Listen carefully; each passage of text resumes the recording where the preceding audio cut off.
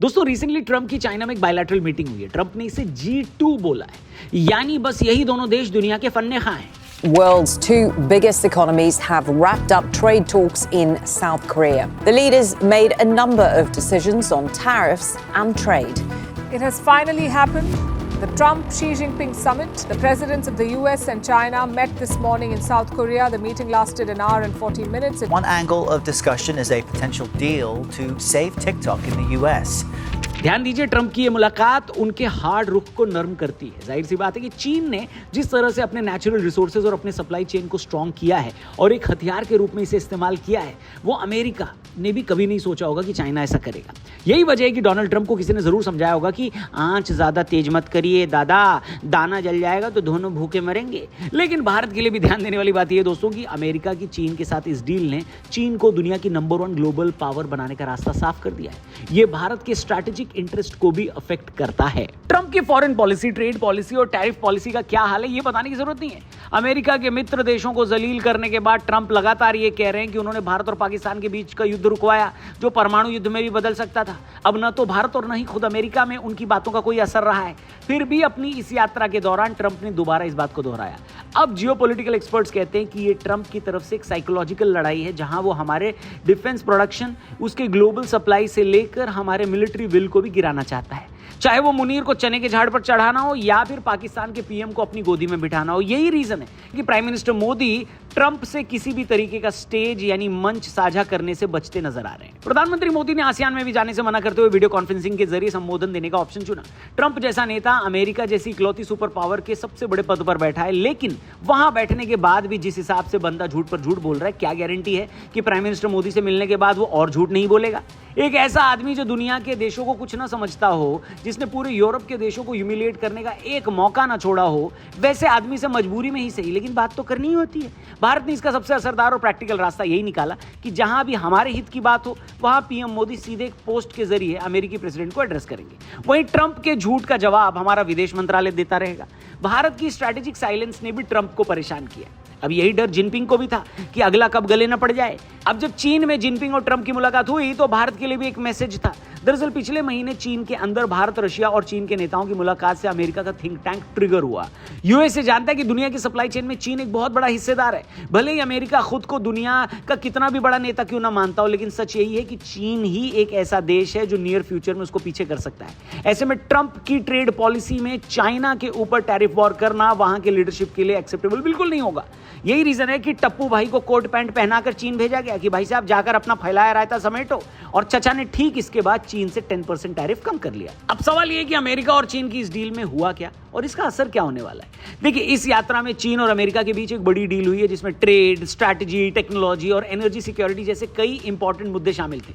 यह यात्रा trade war, supply chain, fentanyl, rare earth minerals की ग्लोबल प्रेजेंस और टेक्नोलॉजी प्लेटफॉर्म्स की सुरक्षा जैसे मुद्दों को हल करने की दिशा में काफी लॉन्ग टर्म प्लान के साथ तैयार की गई।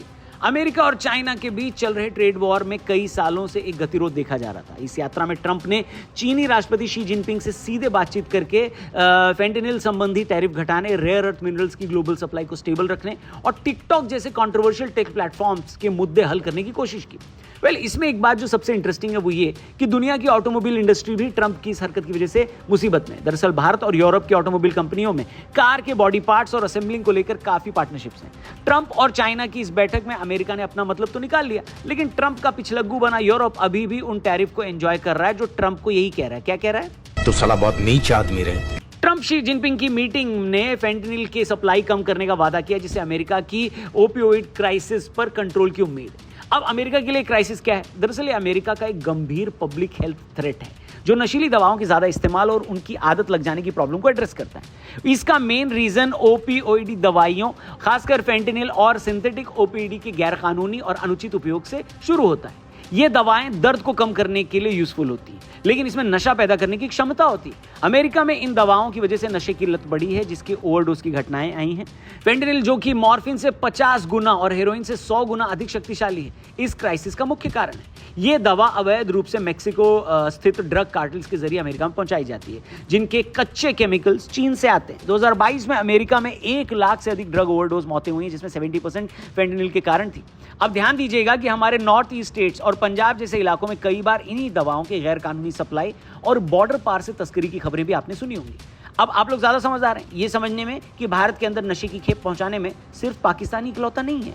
इसके साथ ही ट्रेड डील के मद्देनजर चाइना ने 1 साल के लिए रेयर अर्थ मिनरल्स की सप्लाई को खोला है, जिससे ग्लोबल इंडस्ट्री जैसे मिसाइलों, फाइटर जेट्स आदि का प्रोडक्शन अफेक्ट होता था। दरअसल रेयर अर्थ मिनरल्स 17 मिनरल्स का वो ग्रुप है जिसमें नियोडिमियम, डिस्प्रोसियम, यूरोपियम जैसे मिनरल शामिल है। ये अपनी क्वालिटीज की वजह से स्मार्टफोन, इलेक्ट्रिक वाहनों, wind turbine, missile guidance, radar प्रणाली और हाई टेक्नोलॉजी के रक्षा उपकरणों के लिए इंपॉर्टेंट है। चाइना ने इसी की सप्लाई रोकी थी, जिसकी वजह से अमेरिका को झुककर चीन तक आना पड़ा, क्योंकि global rare earth mineral supply chain में चीन की लगभग मोनोपोली है। ग्लोबल प्रोडक्शन में चाइना का कंट्रीब्यूशन लगभग 60% माइनिंग और 85% प्रोसेसिंग के साथ है, जिससे दुनिया की ज्यादातर टेक्नोलॉजिकल और सिक्योरिटी इक्विपमेंट्स तैयार होते हैं। हालांकि भारत के पास दुनिया का तीसरा सबसे बड़ा रेयर अर्थ मिनरल्स का भंडार है, लेकिन हमारा प्रोडक्शन कम है। चीन की सप्लाई चेन डोमिनेंस का मुकाबला करने के लिए भारत को तेजी से रेयर अर्थ मिनरल्स के इंपोर्ट और डोमेस्टिक माइनिंग को एक्सपांड करने की जरूरत है। इसीलिए भारत की सरकार इसको बढ़ाने के लिए लगातार काम कर रही है। रिसेंटली इसके लिए 7300 करोड़ की नई स्कीम भी लॉन्च की गई है। एक और ध्यान देने वाली बात यह भी है कि भारत में रेयर अर्थ मिनरल्स को लेकर अभी भी इतनी तेजी इसलिए नहीं आई है क्योंकि इसकी माइनिंग करने में काफी लोगों की जरूरत होती है और ऐसे केमिकल्स इसमें से निकलते हैं जिसके संपर्क में आने से कैंसर का खतरा भी बढ़ सकता है। इंडस्ट्रियलाइजेशन के दौरान चीन ने ये सारे काम अपने नागरिकों से करवाए, जब भारत अपनी कंजम्पशन बेस्ड इकोनॉमी को और मजबूत कर रहा था। सोचिए, अब वैसे इस डील में बहुत सारी और भी चीजें, लेकिन दुनिया को अफेक्ट करने वाली ये ऐसी 2 चीजें जिस पर भारत को भी ध्यान देने की जरूरत है। सबसे पहले तो इस डील ने चाइना की ग्लोबल ताकत को और बढ़ाया है। अमेरिका जैसा देश जब चीन के सामने सीधे झुक रहा है, इसका मतलब है कि अब दुनिया भी फिर से सोवियत संघ और अमेरिका की तरह एक बाइपोलर वर्ल्ड ऑर्डर की तरफ जा रही है, जहां दुनिया की 2 बड़ी महाशक्तियां दुनिया चलाती थी। इस बार सोवियत संघ की जगह चाइना लेता हुआ दिख रहा है। अमेरिका के लिए चीन पर डिपेंड रहना उसकी मजबूरी है। सबसे पहले तो अमेरिका को चीन का कोई अल्टरनेट अब तक मिला नहीं है। दूसरा ये कि चीन के साथ यूएस का बिजनेस इस तरह का है कि वो चीन के खिलाफ इतना ज्यादा अटैकिंग मोड पर जा भी नहीं सकता। इसका कारण भी खुद अमेरिका है। कैसे? देखिए, एक बहुत बड़ा सच है कि अगर अमेरिका साथ न देता तो चाइना कभी इतनी बड़ी आर्थिक महाशक्ति न बन पाता।